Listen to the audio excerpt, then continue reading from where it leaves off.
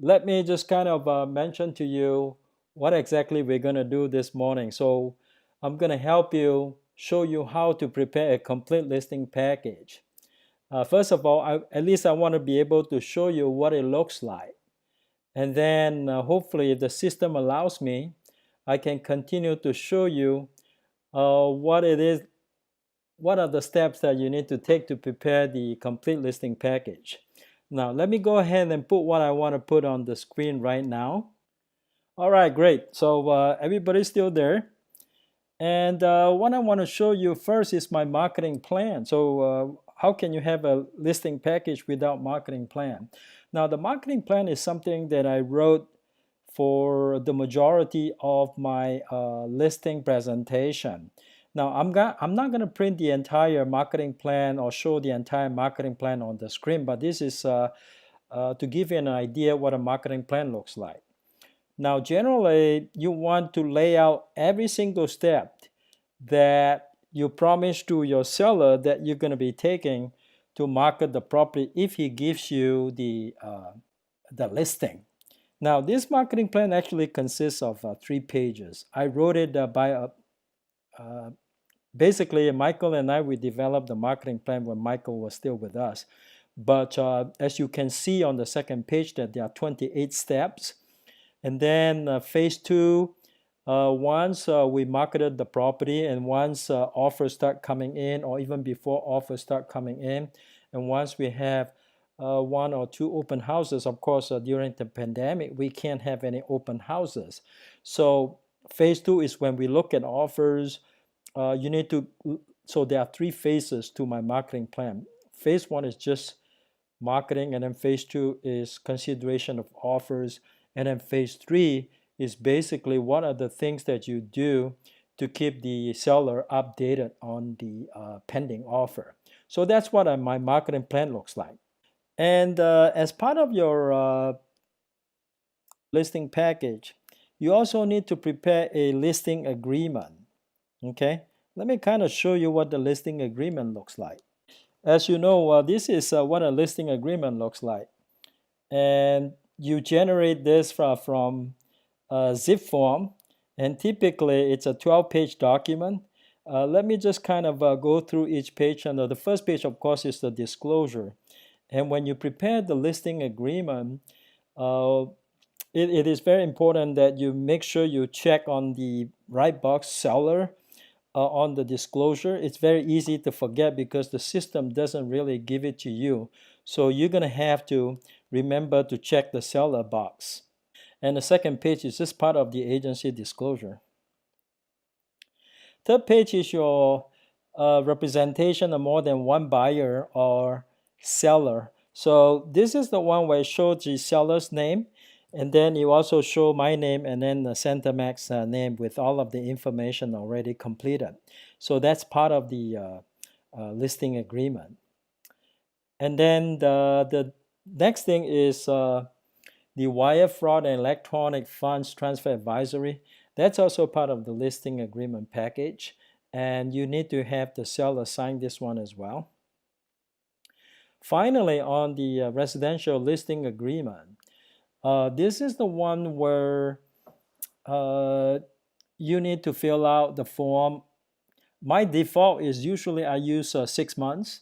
On the expiration, beginning date is the date you prepare the agreement. And then, of course, the ending date is 6 months from the date you prepare the agreement. You put in the property address and then the listing price. Now, the listing price on a proposed listing agreement is the actual listing price that you're proposing to your seller. Don't worry about the fact that sometimes the seller may not agree with the proposed listing price, but you got to propose something. Okay. Now, once you propose your listing price in there, the seller knows what listing price you're recommending. So when you do the listing presentation, you can justify the listing price. And also, when you prepare the residential listing agreement as part of your listing package, you want to kind of put in your proposed commission rate. Don't be shy about asking for the commission that you want. Sometimes in regards to certain property or certain seller, I actually propose 6%, and sometimes they don't object and they will just go along because sometimes the listing presentation is so good that the seller basically trusted you on everything, and even 6% commission is possible. And further down, you want to put down the split that you're going to put on the MLS, and that is going to be usually 50% of the total commission. So in this case, I put down 2.5 because my proposed total commission is 5%. Okay. And the next page is simply blank, except that on number 8, I should have filled out the association that I belong to. So in this case, I should have filled out this MLS listings, the MLS listing that I belong to. And moving right along, of course, you want to have the seller's information all filled out. And also, you want to have your information all filled out. So when you see the client or when you do it over the internet, you want to be able to go through the listing agreement that you're proposing. So that's part of your listing package. So I've shown you my marketing plan, and I've also shown you my residential listing agreement. Now, how about I go ahead and show you my listing package. So hopefully everybody can see the CMA. Now this one actually consists of 36 pages that I generated from MLS listing. So you can do the same thing. So hopefully later on, I will show you exactly how I generated the CMA. But right now I just wanted to show you the CMA as part of the listing package. So the CMA will be based on the research that I made. Now the CMA consists of active listing and sold listing. I could have added expired or cancel. Sometimes it's good to include the expired or the cancel just to show the client if they overprice the property, they might get into trouble with the property not selling. So it is important to include that as well. Now, I usually like to generate the entire CMA. You know, when you are generating the CMA, you have a choice of, generating a CMA that is a shorter version and a longer version. So I usually like to generate the longer version. As you can see, the price of the property that are similar to my clients actually fall between selling prices actually falls between 2.4 and 2.680. And then the number of bedrooms is actually 4 to 5, which is similar to my property. My property has about 5 bedrooms. And then the number of bathrooms is 3 to 4. My property has about 3 to 4 bathrooms as well. And the square footage wise, the range is 2170 to 3290. My property has about 3100 square feet. So my property is actually, in terms of the size of the living space, is actually closer to the higher end. And the year built is 1953 to 1968. So as you can see, my comparables are all very, very old. However, my property is 1982, and it's got about 3,100 square feet. As you can see, the days on the market was actually 0 to 29, so properties are actually selling very well in San Carlos. So in the end, I actually recommended 2.4. While I did all the adjustment based on the age of the building, the square footage of the building, and why did I still recommend 2.4? The reason I recommended 2.4 is because if the property conditions is similar to the ones that were sold, we should be pricing it at about 2.6 or so. And the reason I price it at 2.4 has to do with the fact that the property has not been updated since 1982. As you can see, even though based on the year built, it seems like a newer property. However, because she has never updated the property, and she really needs to get it sold.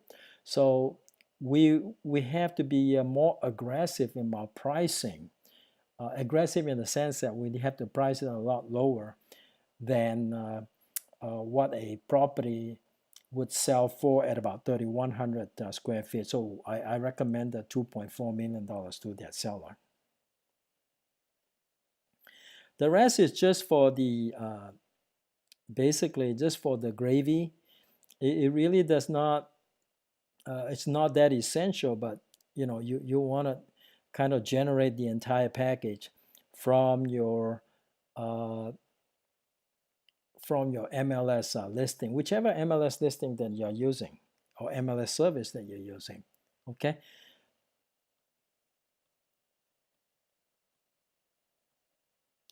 Now,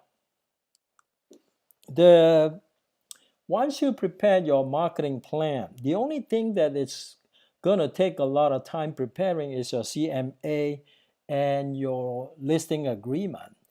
So the marketing plan is something that you use over and over and over again.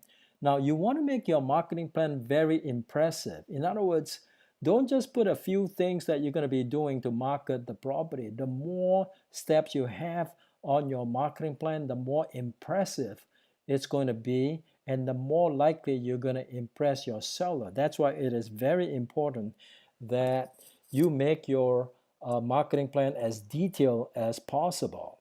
Now, if you want a copy of my marketing plan, let me know.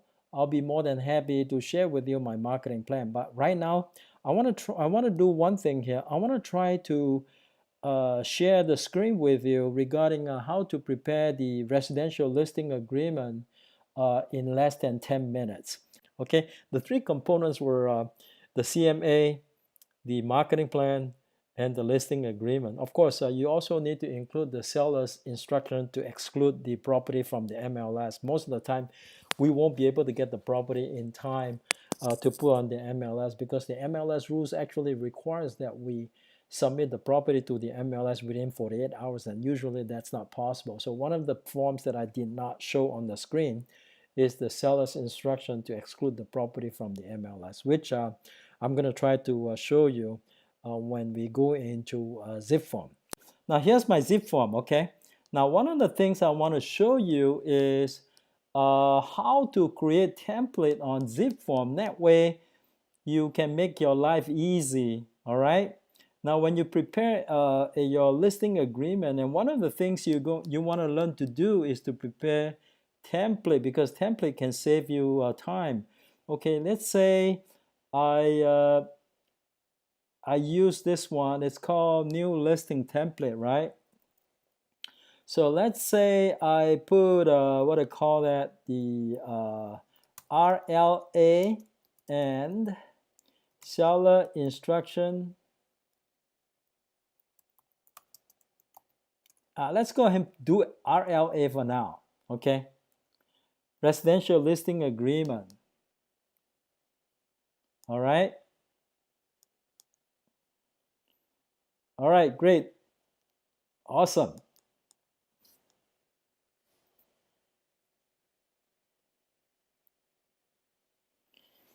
Okay. I'm going to import a form. And I want to show you how to prepare a template. So next time you can prepare a template and then use it over and over again. All right. All right. I'm preparing a template for the residential listing agreement exclusive, because that is the form that you're going to be using a lot, right? So let's go ahead and open it and start filling out the form. Remember, I'm creating a template. It's not for a specific property, okay? Now, one of the things you want to do when you create a template is to fill out information you know for sure you are going to need to do. For example, you need to check this box, and that is a seller box, okay? Now, leave the seller name blank because it varies from one seller to another. Because this is a template, I'm going to put in Center Mac Realty Inc., okay? and then I'm going to put in the company DRE. Now for you, you can remember the same DRE number because that's the same one you're going to be using. Now this here, the second line here, is a line where you're going to be putting your own DRE number. In my case, is 0139870. In your case, it's something else. Okay. And of course, I'm going to type in my name. Okay. So I'm done with the first page. Now let's go to the third page because the second page is just a continuation of the agency disclosure. Now on the third page, you want to fill in, you can't fill in the seller's name because this is a template. And because I've already filled in the license information regarding CenterMac and my own, so that's all done. So this is part of your template. And then the wire fraud, obviously you're going to leave the property address blank because you want this to be a template. And the rest of it, blank. Now the date prepare has to be blank because it varies from one date to another. So you don't want to put a date in your template because you're wasting your time deleting and then filling in and all that. Might as well leave it blank for now. Now, as you can see on the broker, it's already automatically giving you a CenterMac Realty Inc. So you don't really have to do anything. So you can just save this one. Now, seller is blank. Now, on the date, unfortunately, we have to leave it blank because we don't know when you're signing the listing agreement. So we leave it blank for now because this is not something that we will do, right? So leave it blank for now. And the address, we will also leave it blank because that varies from one address to another. Now the listing price, listing terms, we'll leave it blank as well. Now, if you're going to have certain listing terms that are standard, your standard practice, so what you want to do is put down whatever standard listing terms you have here as part of your template so you can save yourself some typing time. Okay. Now, and then, of course, if your standard is 5%, you might as well go ahead and fill this in because it will save you some time. You don't have to type this information. Now, if the standard split to the other side's agent is 2.5, you want to fill this in your template. And if nothing else needs to be made standard, you skip to here. Now, this is on 5C. You want to put in the MLS that you belong to because if you belong to Bay East, for example, you want to put it in your template. That way you don't have to type it again. It's all there in your template, right? And then you're going to skip. If something is standard, you don't want to change anything. Now, usually the default is that we're going to market the property. Okay, we're not going to put things on hold. So basically, we'll market the property from the beginning of the agreement. Whether or not the seller decides to exclude it from the MLS, you always want to market the property from the beginning of the agreement. Okay. The rest is most likely going to be standard. That's why you don't have to change anything. And you can leave everything else blank because most likely it's going to be standard anyway. As you can see on right above number 13 here, you can see an X here because that's part of the standard forms. That's why that one has an X in it. And the rest, you don't really need to do anything because most of the time you don't need to add anything. The seller's information obviously is left blank because that's something for you to fill out later on. Now, as you can see, it already have the broker name here, the license number, and it's got your own license number, and it's got your name here. So save you some typing time. So try to use template as much as possible.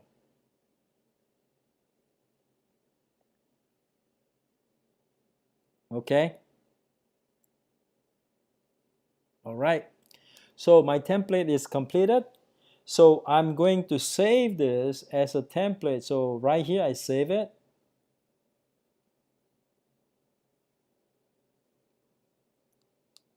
All right, so I'm going to create another template for you, or show you how to create another template. Another template that I'm going to be creating is what they call the seller's instruction to exclude. So you look for the form, you just type in seller instruction, and seller instruction to exclude from the internet, and then this one to exclude from the MLS. That's the one that you're going to be using, the SELM form. Okay, so let's go ahead and fill out this one. And here's another template that we're going to be creating. And every time you go into your zip form, always think about template, because template can save you a lot of time. All right, so this one here, it's got the company name in there already, so it's easy. You don't really need to do anything. If you know what your association's name is, so let's say, for example, yours is Bay East, you want to type in here, save yourself some typing time. Always try to save yourself some typing time as much as possible. Okay, now on number 3 and number 4, how you feeling really depend, okay, on the situation. So most of the time, the standard, you can make something standard. For example, you can make this one standard. For example, 4A,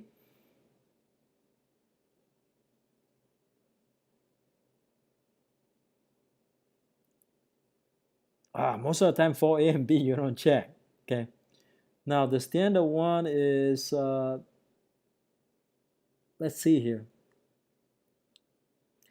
Now 3A, actually 3D, 1, 2, 3. Okay, you have to make a selection here. We normally don't check the entire listing period, because in most cases you only want to exclude for a couple of days. Now here is where you fill in your information about how many days, but you don't want to do it in a template because it varies from case to case, right? This one actually says what my name is. It's supposed to be signed by me, but I'm authorizing you to sign on my behalf, okay? So if you're not sure, you can always set up e-sign for me to sign, all right? So I'm okay now, so let me go ahead, and it's auto save, so don't worry if you're back, okay? It's auto save. So I have now created 2 forms for my listing template, okay? All right, great. So I got that already. It's called the RLA listing residential. So I'm ready to prepare my first listing agreement using template, right? So let's go. And so what we do is we go into transaction. Let's say here, I want to just create an example, okay? I want to do a new listing, and I want to change the address a little bit, so we got a different, well, actually, you know what? I want to create another one of the same property that I created, okay? 240 now. Pay attention on this one, because it's going to save you a lot of time, all right? 240 Coronado, that's my address. You notice that as you sign, you're going to see some things appearing below. As you type in, you're going to see some things appearing below, because that's supposed to help you identify the address. Now, you want to always use you see that? You want to click what the system gives you. So you click that, okay? Now, once you click that, 2 things appear. On the right-hand side, you see Mls Connect. And then on the left-hand side, you see Zipform Record Connect. Now, in case you don't know what these things are, let me just kind of tell you what they're about. Mls Connect means that you can import instead of typing the agent's phone number, the agent's name, the agent's information, this and that, if you click MLS Connect, everything is automatically imported from the MLS. You don't have to type. It saves you a lot of typing time. Okay, so but that is a paid subscription. So in order to have access to MLS Connect, you need to have paid subscription. Okay, so in my case, I have paid subscription, so I already have that set up. But if you don't, be sure to uh, pay for that, because oftentimes when you submit offer, it's good to have MLS Connect anyway, especially when you're submitting an offer. But when you're doing listing agreement, you don't need MLS Connect, because you are the listing agent, you're not the selling agent. MLS Connect is actually more helpful when you are buyer's agent trying to submit an offer, because you want to have all the listing information, including the agent's name and everything, imported, so you don't have to retype everything. Okay, so forget about MLS Connect for listing agreement, because you don't need it, but be sure to subscribe to it. It's not very expensive. However, to prepare the listing agreement, you really need to subscribe to Zipform Record Connect, because this is highly recommended. It will save you a lot of time. Okay, now look what happened if I click Zipform Record Connect. Okay, and then I click residential. Okay, now look what happened. And I click, let's say, I click. Now, what template? Make sure you use the right template though. Okay, remember I created the template earlier? So I got to make sure that I open up that template.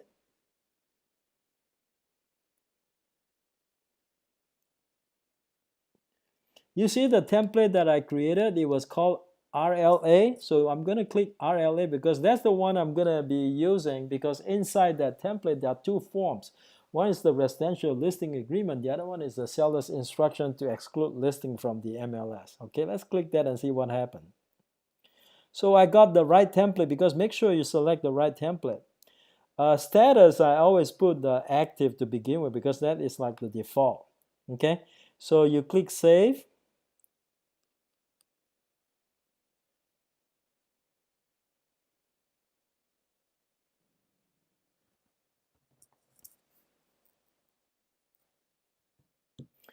All right, it's auto applying now. So that's wonderful. Okay, that is wonderful, because I used the right template. And you see that? Now, how did I get this thing? If you look at the top, it says Zipform Record Connect. That is a subscription that I paid. Now, with the subscription, you don't have to worry about, oh, okay, what is the proper name of the owner? Am I typing the right name or wrong name? Because this is pulled from the county assessor's record, so usually that's the right name.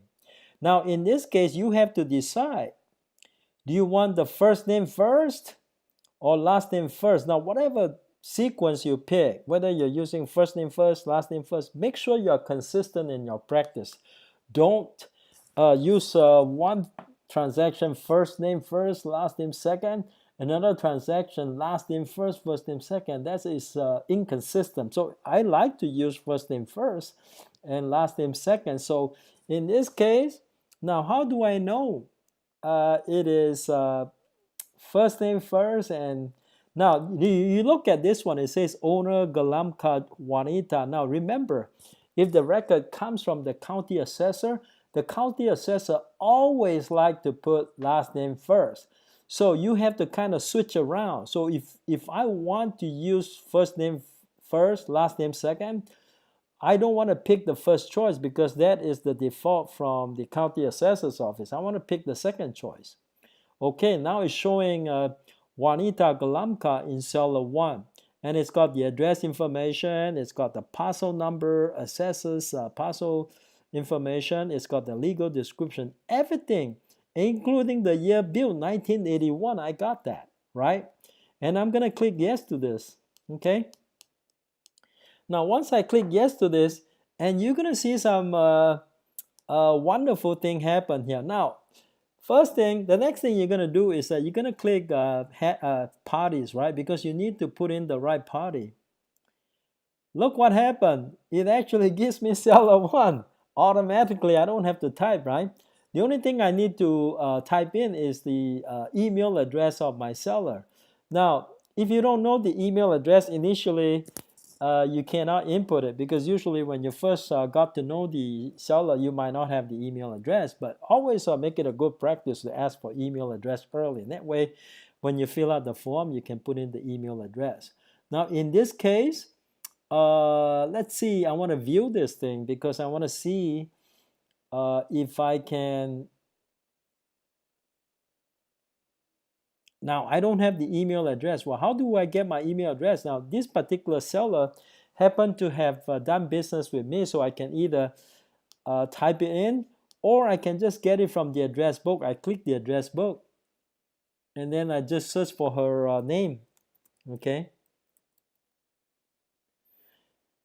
And look at this, I found her, okay? So I'll click this one, right? Because that way I don't have to try to remember her email address. It takes a lot of time. So I basically just import it, and then now I got her email address here. It's wonderful. So that's done. Party 1. In this case, there are only 2 parties, you and the seller. So it's easy, right? So now you can go to the document. All right, click document and see what happened. Now, when I click document, I need to make sure that,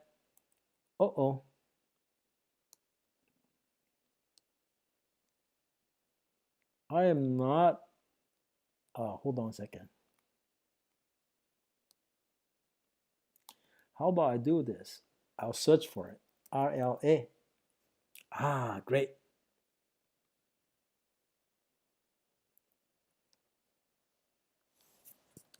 I'm going to open up the residential listing agreement. Look at that. You see, because I use templates, so pretty much everything is filled in for me already, right? I got the seller's name now because I know who the seller, and I got the property address. I don't have to type because this came from the Record Connect. That's why you need to subscribe to Record Connect. It will save you a lot of time. I don't have to type this because everything is filled in for me. Look at that. Everything is filled in for me. Now I just need to put in the date prepared, or how about I put in today's date, right? And then I got the seller's name, my name, or this Centermax name. Remember, I need to put in the listing period because usually I like to use 6 months. So this one will have a December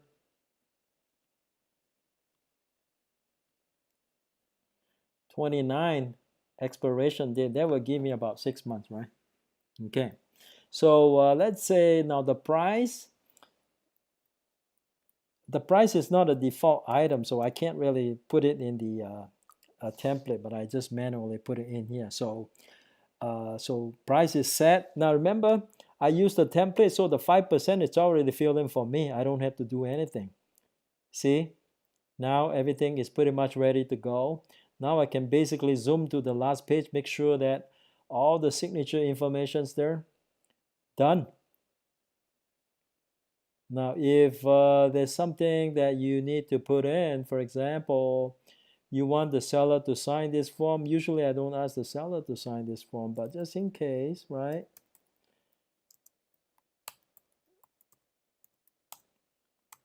All right, that's done. So this form is done. I'm going to save this form. And then I'm going to do the seller's instruction to exclude, right?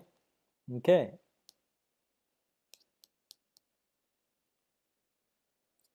All right, let's do that one. No, this is seller's guide to residential listing, so you don't want this one.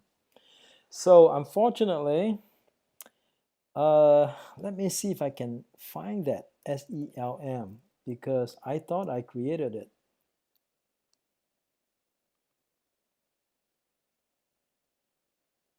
I did create it. Okay, that's awesome. So SELM, pretty much everything is filled out for me already. And the only thing I need to make sure that I fill in is usually, let's say, my seller told me that, well, she's going to need a month to get ready. So I need to exclude it from the MLS for a month. So I'll put down here for a period of 30 calendar days from uh, 30 calendar days. So I put 30 days here because we need to exclude it for a month. However many days you think you need, just put in the proper time, okay? So that's already done. So let's go ahead and save it, right? And of course, you don't need my help to print this thing because you know how to print stuff. The only thing that you might not know how to do is to prepare template and also to use Record Connect. So if I do all of these things right, all I gotta have to do is just print them out. Okay. So after I print them out, I will go ahead and attach these forms to my marketing plan, and then I will go ahead and attach it to my what I call that, the MLS CMA. I mean the CMA. So I got CMA, I got marketing plan, I got listing agreement, I got seller instruction to exclude. There is something else I have that I need to just kind of mention to you, that it is highly important that you include a one-page reference sheet. What is a one-page reference sheet? So whatever testimonials or references that you're going to include in your listing package, you prepare one page. So basically, it will just say references on the title, and then all you need is just 3 references. So you put down number 1, John Smith, and then you put down number 2, someone else's name, and then number 3, someone else's name. Now, and also you need to put down their, you actually don't have to put down their phone number, because sometimes these references, they don't want to be contacted randomly by any seller. So I think it's just there to show. Now, if you put down your references, you might want to, if they wrote a good review for you, like in Zillow, testimonial, you can put in some quotation marks about what they said about you. Okay, so don't forget. So that's also part of the listing package. So there you have it. I don't have time to show you how to prepare the CMA today, but honestly speaking though, if you do this right, you should be able to get everything ready in just an hour. Okay, we had some technical issue today. Otherwise, I probably will be able to show you how to do the CMA in 15 minutes, and we get everything ready for the seller in less than an hour. Normally, it's supposed to be just everything's supposed to be done in half an hour. Sorry about that. Okay, and well, if you have any questions, feel free to send me an email or whatever. Okay. Hopefully, you have learned something today, and that will help you put together a really, really nice listing package. Now, regarding my marketing plan, I wouldn't mind sharing with you my marketing plan. Okay. Just let me know.